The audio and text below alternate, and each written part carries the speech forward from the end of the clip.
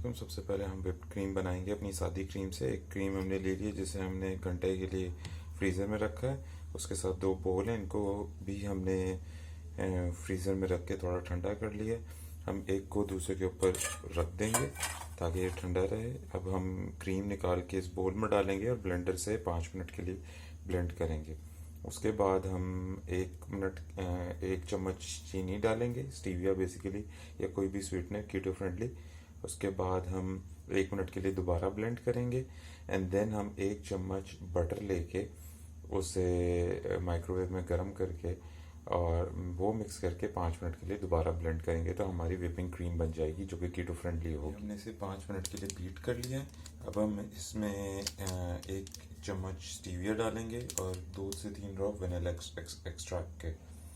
वो जब डाल के हम 1 मिनट के लिए दोबारा बीट करेंगे और फिर उसके बाद हम इसमें बटर, हमने ये 1 चम्मच जो है वो बटर को माइक्रोवेव में गर्म कर लिया और अब हम इसको डालेंगे अपनी क्रीम के अंदर और फिर 5 मिनट के लिए दोबारा हमने 5 मिनट ब्लेंड करके ये इसकी फाइनल फॉर्म निकली। ये जो व्हिपिंग क्रीम है इसका टेक्सचर देखें, काफ़ी थिक हो गया। तो इसके बाद हम थोड़ी देर से फ्रिज में रखेंगे एंड देन हम अपनी आइसक्रीम की तैयारी करेंगे। वंस आपकी व्हिपिंग क्रीम बन गई होगी तो उसके बाद हम एक मेसन जार ले लेंगे। इस तरह का शीशे का ग्लास जार होगा जो कि ऊपर से टाइट हो जाएगा। उसके अलावा हमें अनस्वीटन कोको पाउडर चाहिए और फिर उसके अलावा स्वीटनर होगा जो कि स्वर्व या स्टीविया या कोई और चीज़ हो सकती है। हम पहले 8 चम्मच डालेंगे ये कोको पाउडर के इस जार में एंड देन उसके बाद 2 चम्मच हम डालेंगे स्टीविया के और साथ में हम व्हिपिंग क्रीम डालेंगे। और ये साथ में फूड स्केल है जिसके ऊपर हम सारी चीज़ें मेजर करते जाएंगे। एक दफ़ा ये बन जाएगा, 5 मिनट तक इसे हाथ से शेक करना है। काफ़ी टीडियस काम है लेकिन वो करना है।